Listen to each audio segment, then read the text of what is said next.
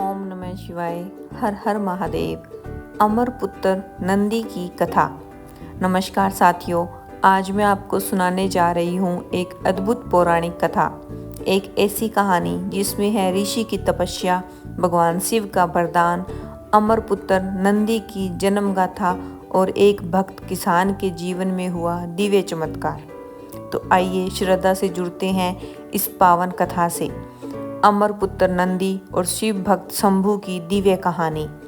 ऋषि शीलधार और अमर पुत्र नंदी का जन्म। प्राचीन काल में शीलधार नाम के एक महान ऋषि रहते थे। वह जन्म से ब्रह्मचारी थे और जीवन भर तप व अध्ययन में लगे रहे। बुढ़ापा आने पर उन्हें चिंता होने लगी, मेरी मृत्यु के बाद मेरा वंश समाप्त हो जाएगा। वंश बढ़ाने की इच्छा से उन्होंने देवों के राजा इंद्र की कठोर तपस्या आरंभ कर दी। लंबी तपस्या से प्रसन्न होकर इंद्रदेव प्रकट हुए और बोले, मुनिवर, आपकी भक्ति से मैं अत्यंत प्रसन्न हूँ, वर मांगिए। ऋषि ने कहा, मुझे ऐसा पुत्र चाहिए जिसे मृत्यु भी स्पर्श न कर सके। इस पर इंद्र बोले, ऐसा वरदान तो केवल महादेव ही दे सकते हैं, आप उनकी आराधना कीजिए। इंद्र की बात मानकर शीलधार घने जंगलों में जाकर महादेव की कठोर साधना में लीन हो गए। वर्षों बाद भगवान शिव प्रसन्न होकर प्रकट हुए। शीलधार, तुम्हारी तपस्या से मैं प्रसन्न हूँ, कहो क्या चाहते हो। ऋषि ने विनम्र होकर कहा, प्रभु, मुझे आपके समान तेजस्वी अमर पुत्र चाहिए। शिव मुस्कुराए, तुम मेरे पिता बनोगे? ठीक है मुनिवर, तुम्हारी इच्छा पूर्ण होगी। फिर ऋषि ने शिवायु यज्ञ किया। यज्ञ कुंड से एक दिव्य बालक उत्पन्न हुआ, जिसका चेहरा चांद जैसा सुंदर और मन को मोह लेने वाला था। उसका नाम रखा गया नंदी। ऋषि अत्यंत प्रसन्न हुए और उसे अपने घर लाकर पुत्रवत पालन किया। कुछ ही वर्षों में नंदी तेजस्वी हो उठा। 5 वर्ष में उसने वेद शास्त्र सीख लिए। एक दिन 2 सन्यासी मित्रों और वरुण ऋषि के आश्रम में आए। नंदी ने अत्यंत विनम्रता से उनका स्वागत किया, भोजन कराया और सेवा की। जाते समय उन्होंने शीलधार को आशीर्वाद दिया, लेकिन नंदी को आशीर्वाद नहीं दिया। यह देखकर ऋषि चिंतित हुए और पूछा, मेरे पुत्र को आशीर्वाद क्यों नहीं? सन्यासियों ने दुखी होकर कहा, बालक नंदी अल्पायु है, उसके पास केवल 1 वर्ष का जीवन शेष है। यह सुनकर शीलधार टूट गए। उन्होंने नंदी को गले लगाकर रोते हुए सारी बात बता दी। नंदी ने मुस्कुराकर कहा, पिताजी, मेरा जन्म ही शिव की कृपा से हुआ है, मेरी रक्षा भी वही करेंगे, आप चिंतित न हो। अगले दिन नंदी ने शिव की तपस्या करने की आज्ञा मांगी और नंदी तट पर जाकर कठोर आराधना आरंभ कर दी। कुछ समय बाद भगवान शिव प्रकट हुए और बोले, बालक, वर मांगो। नंदी ने हाथ जोड़कर कहा, प्रभु, मुझे आपके चरणों में सदा का स्थान चाहिए, मैं आपके साथ रहना चाहता हूँ। शिव प्रसन्न होकर बोले, हे शीलानंद, तुम मेरे गणों में श्रेष्ठ बनोगे, तुम पर जन्म मृत्यु का प्रभाव नहीं होगा, तुम सदा अमर रहोगे। फिर शिव ने माता पार्वती से कहा, मैं इसे गणाध्यक्ष बनाना चाहता हूँ। पार्वती बोली, प्रभु, यह आपका भक्त है, आप इसे जो पद दें उचित है।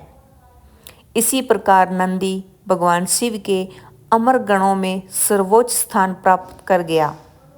आज भी मान्यता है कि शिव समाधि में रहते हैं और नंदी भक्तों की प्रार्थना शिव के कानों तक पहुंचाता है। भक्त शंभु, मोती बेल और चमत्कार। भानुपुर नामक गांव में शंभु नाम का एक गरीब किसान रहता था। वह भगवान शिव का अनन्य भक्त था। प्रतिदिन सुबह शाम मंदिर जाकर शिवलिंग का अभिषेक करता था। शंभु के पास मोती नाम का पालतू बैल था, जो उसके लिए परिवार जैसा था। मोती खेत जोतने में शंभु की बड़ी सहायता करता था। गांव में एक व्यक्ति था हरिया। वह शंभू की तरक्की और खुशहाली से जलता था। एक दिन हरिया ने मन में सोचा, जब तक इसका बेल है इसकी किस्मत चमकती रहेगी, पहले इसी बेल को ख़त्म करता हूँ। उसने रात में मोती के चारे में जहर मिला दिया। अगली सुबह मोती तड़पकर मर गया। शंभू रोने लगा और शिवलिंग के सामने हाथ जोड़कर बोला, भोलेनाथ, मेरा मोती मुझे वापस दे दीजिए। इसी समय मंदिर के द्वार पर मोती जैसा ही दूसरा बेल प्रकट हुआ। कोई मालिक नहीं, बस अचानक प्रकट। शंभू ने इसे भगवान शिव की लीला समझा और घर ले आया। यह बेल अजीब रूप से तेज था। मिनटों में हल चला देता, खेत जल्दी तैयार कर देता। धीरे धीरे शंभू की फसल खूब बढ़ी, अच्छे दाम मिले और उसकी बेटी कस्तूरी की शादी भी तय हो गई।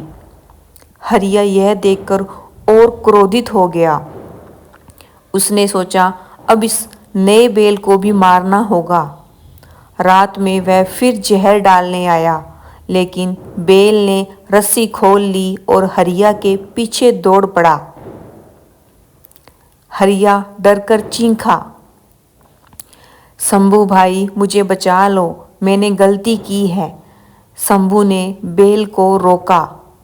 हरिया ने अपना अपराध स्वीकार कर लिया। गांववासियों ने उसे गांव से निकाल दिया। बेल शांत होकर शंभू के पास लौट आया। शिव की कृपा से शंभू की बेटी की शादी धूमधाम से हो गई और शंभू, माधवी और कस्तूरी उस बेल को भगवान शिव का आशीर्वाद मानकर सुख से रहने लगे। दोस्तों, भगवान शिव की कृपा अपार है। भक्ति सच्ची हो तो असंभव भी संभव हो जाता है।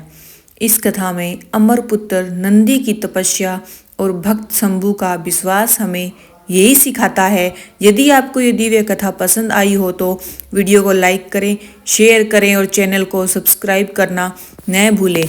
जय भोलेनाथ।